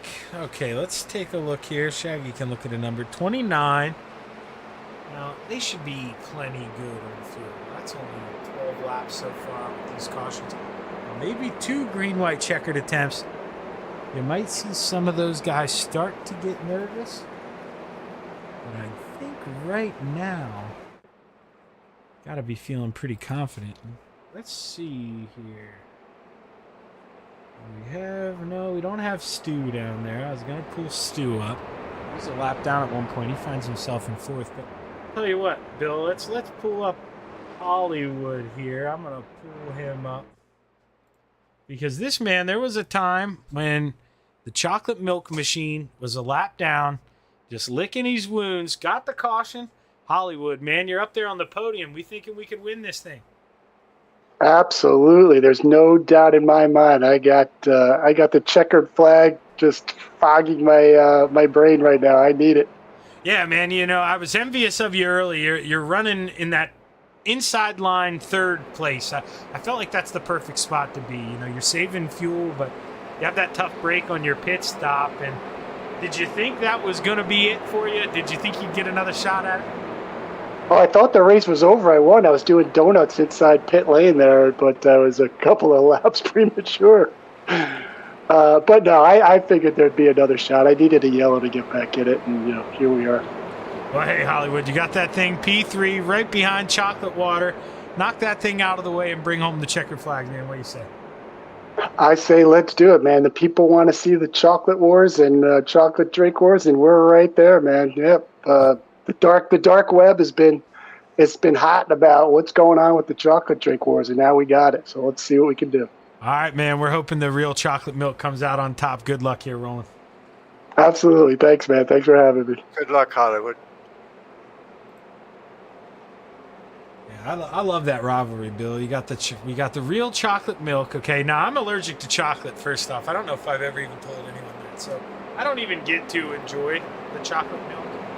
But you know, if I was gonna indulge myself with a little chocolate, which I do from time to time because it is good, I would have to go with the chocolate milk, not the powdered chocolate that Terry's supporting. Yeah, I'm actually allergic to dark chocolate. It gives me migraines, but regular chocolate, either or, it's good for me. All right, okay. Yeah, Stu Wright. We got Mike Cramner sitting there fifth. He had that mix up early. He's got a shot to win this thing. Not too sure what happened to the 37 there of Tim Chapman, but he's a lap down now. So, gotta think that's all she wrote for him, unless he's able to get around the pace car and get back on the lead lap. It doesn't look like it here as the lights are off. We'll have our first shot at a green-white checkered. And, well, Bill, not that I'm not confident in these guys, but you know how it goes at Daytona, man. The gloves are off on these green-white checkered attempts. I don't know if this is going to be our only shot. Oh, there's no thing as teammates at this point. It's just go, go, go. No, yeah, definitely. I mean, you think you can depend on that guy behind you, but the whole time he was just using you till he saw that white flag come out. Absolutely, absolutely.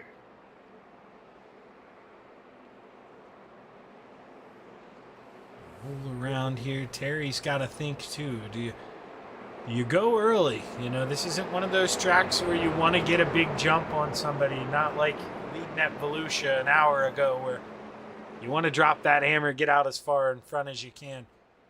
Draft's not going to be your friend if you're the 161 or the 302, so you got to be smart. Got to keep that guy glued to your rear bumper, and you really do. If you want to win this thing, you got to be looking up in the rearview mirror as much as you're looking out of that front windshield. As much as I hate to say that, Bill, but man, you know, if you want to hold this thing off, you got to be playing just as much defense as offense. Oh, there's no question about it. Terry's one of the best defensive guys there is. Yeah, he's going to need it. And I'll tell you, somebody who we haven't talked a whole lot about, man, but your good old buddy, Roger Craig, sitting on the outside of row number 3. He could be someone who just comes in and absolutely steals the show as the Steve King Foundation pace car gets ready to pull off. We'll see the flag man grab the green flag here for a little green-white checkered action. Drop the hammer. 2 laps to play at Daytona. Good restart for Terry Landis as well as Roland Olsen. We'll stay close to that 161. Does he think about going to the outside, making it 3 wide here, pushing it early? Yes, he does. He opens it up, but there was a gap. The 302 gonna try to see if he can suck up on him, but Hollywood leading the way here, 2 to go. with a wounded duck to the inside. You gotta put your money on Hollywood. Bouncing around here as we go through the pack. Mike Cramner moves on up into that third and final podium spot. All over the back of the 161 of Terry Landis, Roger Craig fighting to try to find a way down to the bottom. He sees it open up. We're running out of time, though. White flag in his hands. It's ready to fly. We're wrecking here. White flag already out. That's going to be it. That is going to be it. We got 4 cars here for it. Who you got? Hollywood, the Desert Demon, Mike Cramner, GJ Boydell. Your guess is as good as mine. Terry Landis looking to the high side. Will he get help? Hollywood floats up, feeds in the right rear, pitches him in the wall. 2 men roll on. Mike Cramner and GJ Boydell. Who is going to come home? All of a sudden, Gary Siegelcow moves himself up into that third and final podium spot, but out front, we're watching the battle. Mike Cramner, he's got to be looking up in that rearview mirror. He throws a block. Greg Boydell looks to the inside. He's got the run. He pulls ahead. Does Mike Cramner suck side draft off? They make contact. Greg Boydell around. He wins Terry Labonte style. Brings home the checkered flag at Daytona. Mike Cramner, P2, and Gary Siegelcow rounds out the podium. Bill, you said it, man. They never disappoint here. They never disappoint. You're always full of excitement at Daytona. I'm glad to see Greg getting up where he should be. He's a hell of a racer. Yeah, he really is. He's one of those guys that constantly finds himself in the top 5 and normally not fault of his own, gets involved in something, but he's able to put a whole night together here. The 014.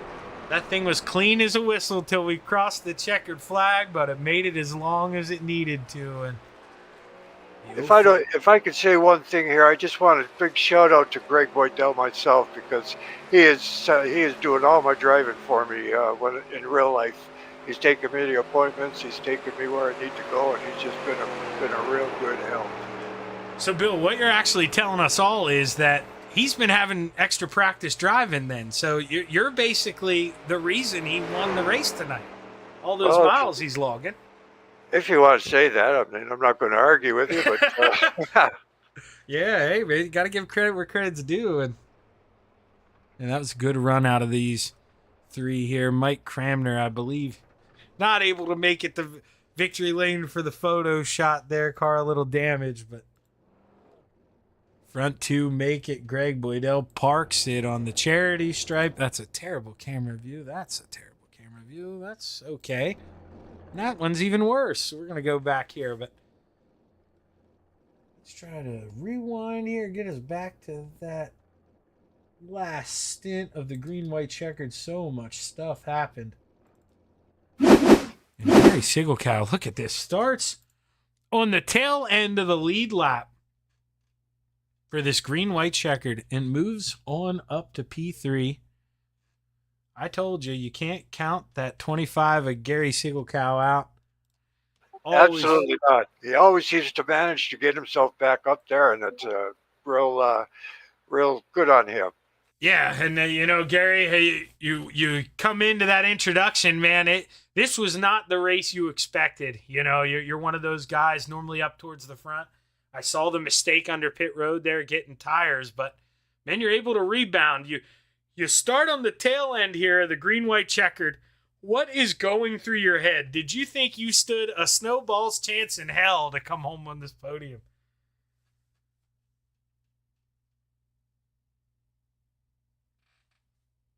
You got a copy, Gary?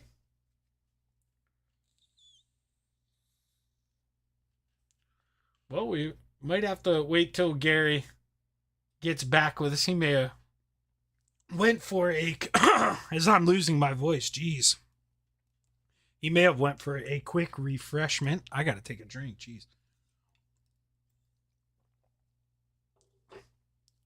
Man, Bill, you take a week off on your voice, man. I am feeling it. I do this with a lot of excitement. My throat, man. Yeah, I could hear you, Gary.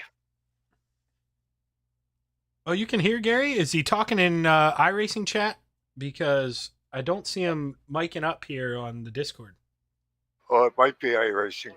Yeah, that's probably what he's doing.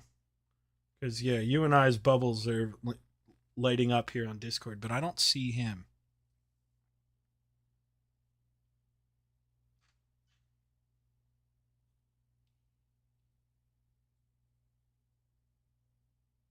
All right, he's going to move back down to the waiting room. For now, we'll pull up P2 here, Mike Cramner. Mike, man, eventful last couple laps there. You know, I gave you the commentator's curse, talked about you being out front, and then, well, we know what happened there. You get sent to the rear, but able to bring this thing back, man. Bring home a P2. How you feeling? Well, that was, I kind of messed up there. Kind of messed your dad up. Cut down on him. I thought I was clear. Come down on him. I kind of sent myself to the back.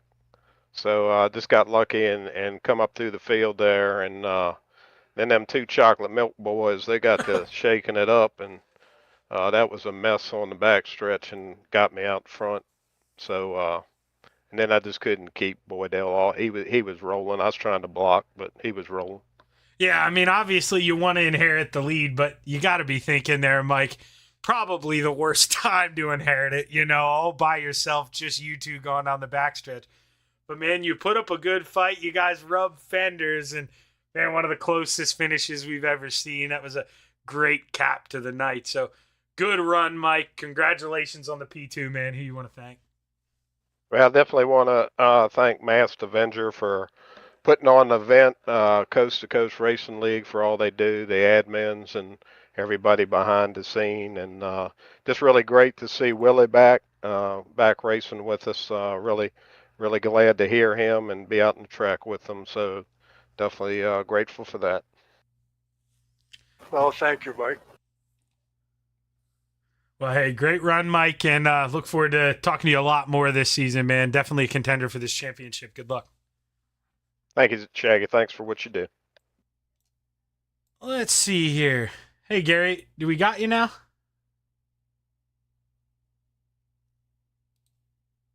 I'm not seeing your Discord light up. Yeah, I'm still hearing him, but I guess he must be still on the race. Let me see here. Let me see. I can cheat. I can turn on iRacing sound. People will see it. Let me see if I can hear him now. Mike up in. Can you hear me now? Yeah, you're talking through iRacing. I can see it popping up on iRacing. All right, we can do the interview this way. No big deal. But, hey, Gary, man, you probably heard what I said there in the beginning, but, man, you had probably the most excitement on that last lap, or those last two laps. You watched the C's part in front of you. Was there any chance you thought you were going to bring home a podium, or were you just trying to plug away and get what you could? I actually thought I finished fourth. I followed your dad until it was time to the last lap, and you know how it goes on the last lap. You let everything go. Yeah, and it was probably hard to tell, but yeah, my dad, he was stuck a lap down, so being able to just run behind him, and that's the P3. That's what this is all about. And some nights you're gonna have hiccups, but when you can shake them off and bring home podiums, that's how you win championships. And this is a great run for you, Gary. Hopefully you got a lot more coming this season, man. But before I kick you out of here, who you want to thank? Mauer Management and AJ, correct? Whoever is doing this one. C2C, everybody in the retreads, and all my buddies in Venom Racing, and you for doing a broadcast. Well, hey, great run, Gary, and I know this ain't going to be the last time I'm talking to you this season, man. Good run. Yeah, thank you. I'll be away next week, though. My wife turns 60 tomorrow, so I'm taking her to Key West. Oh, well, hey, man, tell her I said happy birthday and enjoy the vacation, Gary. Behave yourself down there. I'll do my best. All right, brother. Good run. Thank you. That's Gary Sigelkow, your third place finisher. And now we made him wait long enough, Greg. But, hey, I kind of got some information. We figured out how you won this thing. It's been all that road time driving my man Bill around here, and for that we love you, Greg. You earned this one. Great run, man. Thanks, Zach. I appreciate it. I apologize for my voice. I'm just getting over the end of the cold. Well, you couldn't tell with the way you drove that thing. I mean, you're smooth as silk out there. One of the only guys. I try not to beat people up, man, but I call people out when they bounce around a little bit. And Greg, I mean, you're smooth the whole time. You get caught up in nonsense that's not yours in the middle point there of the race, but able to plug away. And what are you thinking there? Coming out of turn 2, the last lap, you see the chocolate milk boys mix it up, and man, you're in the prime spot there. I just want to stay on the low line, and I was going to help Mike and push him through and see if I could maybe get third out of it. But yeah, when they started to turn, I started lining Mike up in 3 and 4. Well, I mean, you're able to plug away, Greg, and this is one of those races, man, that I just, I almost expect you to come out of nowhere and win. If you're hanging out in the top 5, you always race smart. You put yourself in that spot, and man, you're rewarded tonight. Congratulations. Who you want to thank? Thanks. I want to thank you and the Master Avenger and C2C and everybody that puts in the time to volunteer to make this every race work for us.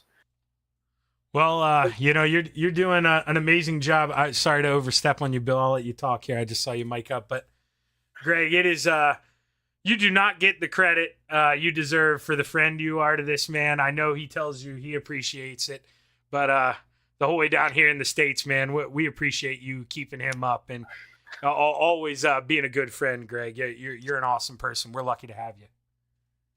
Thanks, Zach. It's funny, I was just saying to Mike, Bill and Roger and my dad and my grandpa all worked at the same steel factory, and it goes back as far as 65 years.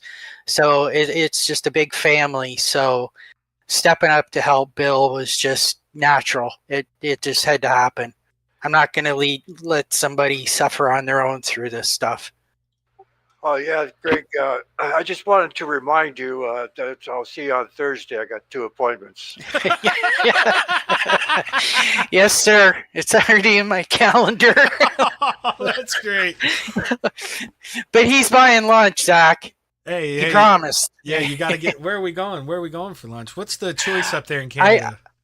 I don't know. I leave that up to Bill. It's his east end of Hamilton is his part of town, so it's his choice because he's paying. So we have a restaurant. It's called Bedrock Bistro, and it's based on the Flintstones, and it's a great place. All right. Well, you're gonna have to send him the link. Maybe we'll get some percentage off that meal here. Well, we'll talk to him about sponsorship when we're there, Zach. Yeah. There we go, man. Hey, you never know. You got to try to work it in there somehow. But hey, great run, Greg. Man, it's so awesome. Nobody earned this or deserved this more than you. Congratulations, and I hope I'm talking to you more, man. Maybe we can bring home another championship this year. Yeah, we'll see how it goes. And like I said, I'm almost over this freaking cold that's been going around and starting to get my voice back. So it means I can talk more. So that's not maybe a good thing, but anyway, thanks again. And helping out with Bill and helping the league is just all fun. That's all it is. Yeah, man, it definitely is. That's why you guys wrote me in every time. You guys are definitely a family to me. Even though I've never met you, very friendly and blessed to be able to broadcast your guys' races. But great run tonight, Greg, and thanks for joining me up here, Bill. Yeah, and I hope your tests went well the other day. Yeah, well, the doctor who ran the test, man, oh man, they didn't do a good job. You're supposed to get poked 1 time for a spinal tap, Greg, 2 at most. I got stabbed 5 times before they found that sac. So I leaked out a bunch of fluid, and those were where my migraines were coming from. Oh, boy. Yeah, well, no, see, you don't get near this guy with a needle, so. Yeah, I should have took your advice. When I go for surgery, they get a frying pan, they hit me over the head, knock me out, and then put the IV in. So. Well, hey, great run, Greg. And, man, I know this won't be the last time I'm talking to you. Good luck the rest of the way. Yep. Have a good night, folks. And, well, with that here, we're going to end up kicking off on the Coast to Coast Racing Network. But, Bill, I know it wasn't a long time, man. Thanks for sitting up here with me. I enjoyed the company. Oh man, it was really great to be with you. Thanks for letting me stay with you. I enjoyed it. Oh, yeah, anytime, Bill. But on behalf of everyone here at the Coast to Coast Racing Network, all the admins, Roger, Craig, I'm Zach Chapman saying so long, and we'll see you tomorrow night at Huset's for Hometown Heroes. Hit that like button, hit that subscribe button. Don't miss a show.